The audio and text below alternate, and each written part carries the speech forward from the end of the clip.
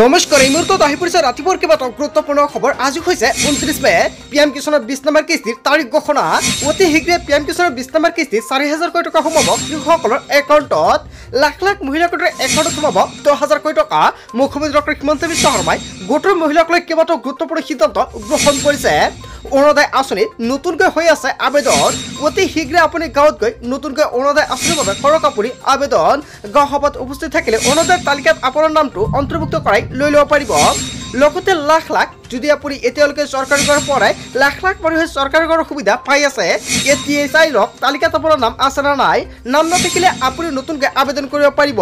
লগতে কেইবাটাও ৰাজনৈতিক খবৰৰ লগতে অৰাজনৈতিক খবৰ যুগুত কৰা হৈছে আজিৰ দিনটোত। গোটেই অসম তথা ভাৰতৰ বিভিন্ন প্ৰান্তৰ পৰা যুগুত হৈছে কেইবাটাও ডাঙৰ খবৰ।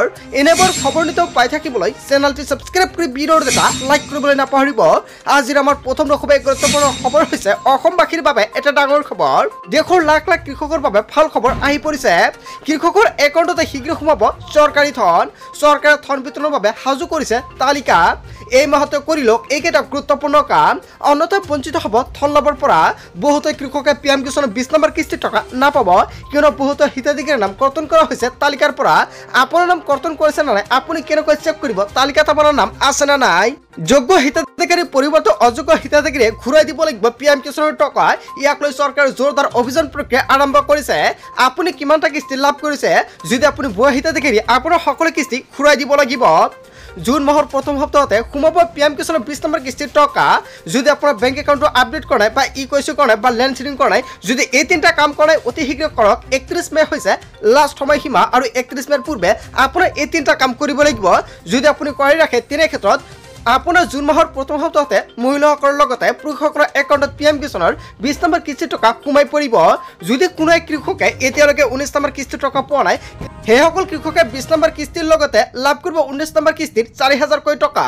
আজি PM কিষাণৰ ৱেবছাইটত গৈ কৃষকসকলক ইকেৱাইচি সম্পূৰ্ণ নোহোৱা কৃষকৰ একাউণ্টত নোসোমাই এই ধন ৰাখি এই তালিকাত আপোনাৰ নাম অন্তৰ্ভুক্ত হৈ আছে নে নাই চাবলৈ মুকলি হ'ল ৱেবছাইট। অফিচিয়েল ৱেবছাইটৰ ফাৰ্মাৰ কৰ্ণত আপুনি প্ৰথমতে প্ৰৱেশ কৰক। বেনিফিচিয়াৰী ষ্টেটাছ গৈ চাব পাৰিব নিজৰ নাম। হিতাধিকাৰীৰ বাবে মুকলি কৰা হৈছে টোল ফ্ৰী নম্বৰ। যিকোনো সমস্যা হ'লে আপুনি কৰিব পাৰিব অভিযোগ। ছেভ কৰি লওক অন 5526 নম্বৰ অথবা 1800115526 নম্বৰ। এতিয়া আপুনি ছেভ কৰি ৰাখক। আৰু শেষৰ নম্বৰ হৈছে 01123380992 নম্বৰ। এইকেইটা নম্বৰ এতিয়া আপুনি ছেভ কৰি ৰাখক। আপোনাৰ মোবাইল ফোনত কিবা অসুবিধা হ'লে লগে লগে দিব পাৰিব আপুনি অভিযোগ।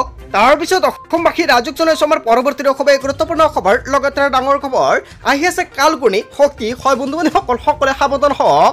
কাইলৈ ৰাজ্যৰ 13খনকৈ জিলা হ'ব প্ৰচণ্ড ধুমুহা আৰু বৰষুণ। আৰু আজি ৰাতি ভয়ংকৰভাৱে ধুমুহা আৰু বৰষুণে দেখা দিছে। আপোনাৰ গাঁও বা অঞ্চলত এনেকুৱাকৈ ঘটনা সংঘটিত হৈছে নে নাই নিশ্চয় কমেণ্ট কৰি দিব, কিয়নো আজি ৰাজ্যৰ 13খনকৈ জিলাত হ'ব প্ৰচণ্ড ধুমুহা আৰু বৰষুণ। ইয়াক লৈ বতৰ বিজ্ঞান কেন্দ্ৰৰ তৰফৰ পৰা আগজননী প্ৰকাশ কৰিছে। কালগুণী শক্তিৰ প্ৰভাৱ পৰিব উত্তৰ আৰু পূবত। হাইলাকান্দি, শ্ৰীভূমি, কাছাৰ, ডিমা হাছাও জাৰি কৰা হৈছে অৰেঞ্জ এলাৰ্ট। গোলাঘাট, কাৰ্বি আংলং, পশ্চিম কাৰ্বি আংলং, কামৰূপ মেট্ৰ', কামৰূপ, নলবাৰী, বৰপেটা, বঙাইগাঁও, গোৱালপাৰা, ধুবুৰী জাৰি কৰা হৈছে য়েলো এলাৰ্ট। 29 মে পৰ্যন্ত জাৰি কৰা হৈছে সতৰ্কতা। 40ৰ পৰা 50 কিলোমিটাৰ বেগত আহিব পাৰে ধুমুহা আৰু বৰষুণ।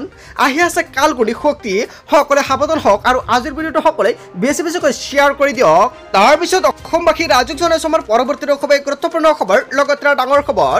মুছলমানৰ সুৰক্ষাৰ বাবে উচ্চতম ন্যায়ালয়লৈ যাব নেমচুৱে হুংকাৰ প্ৰদান কৰিছে। বাপেক মাক ভাৰতীয় সন্তান কেনেকৈ বাংলাদেশী হ'ল, এনেকুৱাকৈ কেইবাটাও গুৰুতৰ প্ৰশ্ন উত্থাপিত কৰিছে নেমচুৰ তৰফৰ পৰা। ভাৰতীয় মুছলমানৰ ওপৰত যি অত্যাচাৰ চলিছে এয়া অসহনীয় অত্যাচাৰ চলিছে। বাংলাদেশীক আমি ঐক্যবদ্ধভাৱে বাংলাদেশক ঘটাই দিব লাগে, কিন্তু একাংশৰ নামৰ বিসংগতিৰ বাবে প্ৰকৃত ভাৰতীয়ক বাংলাদেশলৈ পঠিয়াই দিয়াৰ যোজনা কৰিছে। ইয়াৰ বিৰুদ্ধে মহামান্য উচ্চতম ন্যায়ালয়লৈ যোৱাৰ সিদ্ধান্ত গ্ৰহণ কৰিছে নেমচুৱে। ভাৰতবৰ্ষ গণতান্ত্ৰিক দেশ আৰু উচ্চতম ন্যায়ালয়ৰ ৰায়ক সকলোৱে মানি চলিব লাগে। আৰু এটা পৰিয়ালৰ পিতৃ ভাৰতীয়, মাতৃ ভাৰতীয়, সন্তান কেনেকৈ বাংলাদেশ হল বুলি এনেকুৱাকৈ কেইবাটাও ডাঙৰ মন্তব্য প্ৰকাশ পাইছে। যদি বাপেক মাক ভাৰতীয় সন্তান কেনেকৈ বাংলাদেশী হ'ব। অসমৰ মুছলমান ৰাইজ এতিয়া বিপদত পৰিছে। আমি সকলো ক্ষেত্ৰত ভাৰতীয় মানুহ। আমাৰ সকলো নথি পত্ৰ থকাৰ পিছতো অত্যাচাৰ চলোৱা হৈছে।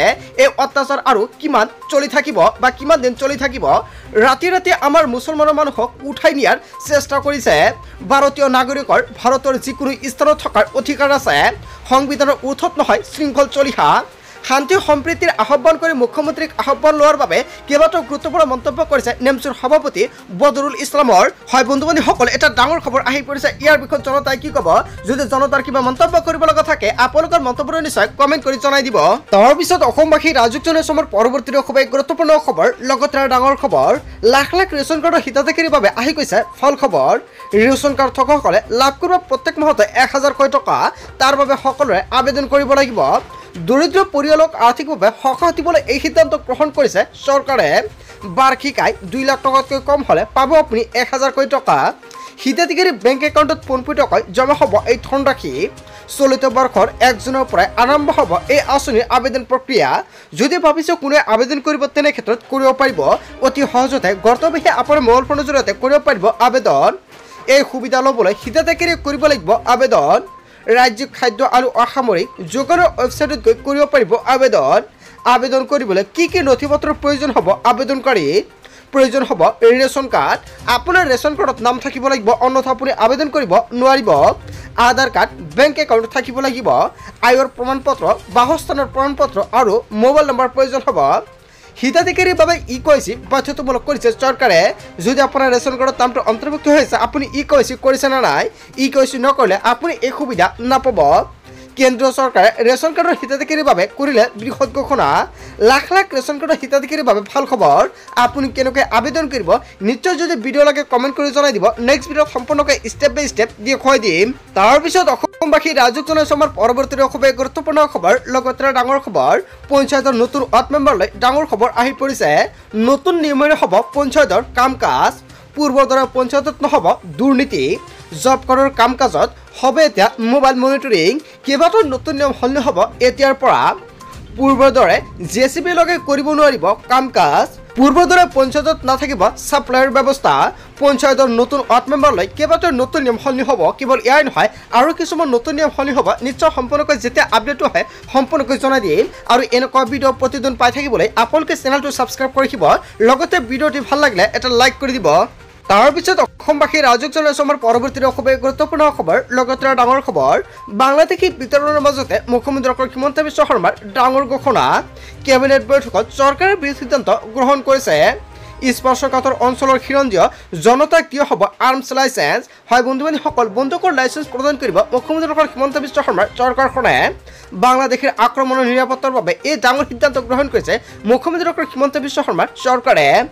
চৰকাৰে সীমান্তৰ খিৰঞ্জীয় জনসাধাৰণক আগ্নেয়াস্ত্ৰৰ অনুজ্ঞাপত্ৰ দিব ইয়াৰ বাবে চৰকাৰে ঘোষণা কৰিব আঁচনি অসমতে সংখ্যালঘুত পৰিণত হোৱা খিলঞ্জীয় লোকে ভুগিছে শংকাত আৰু তেনে লোকক উদাৰৰ বাবে আৰ্মছ লাইচেন্স দিব চৰকাৰে খিলঞ্জীয় শাসকৰে জীয়াই থাকিব দিবলৈ এই সিদ্ধান্ত চৰকাৰৰ স্পৰ্শকাতৰ আৰু ৰিমট এৰিয়াত আৰ্মছ লাইচেন্স দিব চৰকাৰে বাংলাদেশী বিতৰণৰ মাজতে মুখ্যমন্ত্ৰী ডক্টৰ হিমন্ত বিশ্ব শৰ্মাই ডাঙৰ সিদ্ধান্ত গ্ৰহণ কৰিছে কেবিনেট বৈঠকত তাৰপিছত অসমবাসী ৰাজুক জনসমৰ পৰৱৰ্তী খুব গুৰুত্বপূৰ্ণ খবৰ লগতে ডাঙৰ খবৰ অবৈধ বাংলাদেশীক লৈ কঠোৰ হৈ পৰিছে অসম আৰক্ষী প্ৰতিখন জিলাৰ এছপিলৈ ডিজিপিৰ কঠোৰ নিৰ্দেশনা অসমৰ চুকিকোণে অভিযান তীব্ৰতৰ কৰিবলৈ ডিজিপিৰ নিৰ্দেশ সন্দেহজনক নাগৰিকৰ তালিকা প্ৰস্তুত কৰিবলৈ নিৰ্দেশ প্ৰদান কৰিছে গুৱাহাটীৰ 3খন থানাত আৰক্ষী বিষয়াক অধিক কঠোৰ হ'বলৈ নিৰ্দেশ প্ৰদান কৰিছে হাতীগাঁও জালুকবাৰী 7 গাঁৱত অধিক কঠোৰ হ'ব আৰক্ষী বাৰাগড়ত থকা লোকসকলৰ তথ্য বিচাৰিবলৈ নিৰ্দেশ প্ৰদান কৰিছে গুৱাহাটীৰ চুকিকোণত থকা ডেম্পুৰ ওপৰত নজৰ দিবলৈ নিৰ্দেশ ডিজিপিৰ আৰু ডেম্পুৰ মালিক আৰু শ্ৰমিকৰ তথ্য সংগ্ৰহ কৰিবলৈ আৰক্ষীয়ে কেইবাটাও গুৰুত্বপূৰ্ণ নিৰ্দেশনা প্ৰদান কৰিছে গুৱাহাটীৰ পাৰ্শ্বৱৰ্তী বনিয়াহাট যোৰহাট আমিনগাঁও উদ্যোগত অভিযান চলাবলৈ নিৰ্দেশ প্ৰদান কৰিছে অবৈধ বাংলাদেশীক লৈ কঠোৰ হৈ পৰিছে অসম আৰক্ষী পিছত অসমবাসী ৰাজুক জনসমৰ পৰৱৰ্তী খুব গুৰুত্বপূৰ্ণ খবৰ লগতে ডাঙৰ খবৰ অৰুণোদয় আঁচনিক লৈ বিজেপিৰ বিৰুদ্ধে দুৰ্নীতিৰ অভিযোগ উত্থাপিত হৈছে হঠাৎ অৰুণোদয় আঁচনিৰ পৰা নাম কৰ্তন হ'ল মহিলাৰ মানপত্ৰ নোহোৱাৰ পিছতে বিজেপি চৰকাৰৰ বিৰুদ্ধে তীব্ৰ প্ৰতিবাদ ৰাজপথলৈ ওলাই আহিছে শ শ মহিলা বা অৰুণোদয় 3.0 তালিকাত অন্তৰ্ভুক্ত হোৱা নাই নাম আৰু তাৰ বাবে এনেকুৱাকৈ ভয়ংকৰভাৱে প্ৰতিবাদ কৰিছে মহিলাসকলে আপোনাৰ গাঁও বা অঞ্চলত যদি এনেকুৱাকৈ ঘটনা সংঘটিত হৈছে নিশ্চয় কমেণ্ট কৰি জনাই দিব তাৰ বাবে দিব পাৰিব আপুনি অভিযোগ চৰকাৰে টোল ফ্ৰী নম্বৰ মুকলি কৰিছে অতি শীঘ্ৰে দিয়ক আপুনি অভিযোগ সো বন্ধুবান্ধৱীসকল আজিৰ মূল ভিডিঅ'খনত আপোনালোকে কিখিনি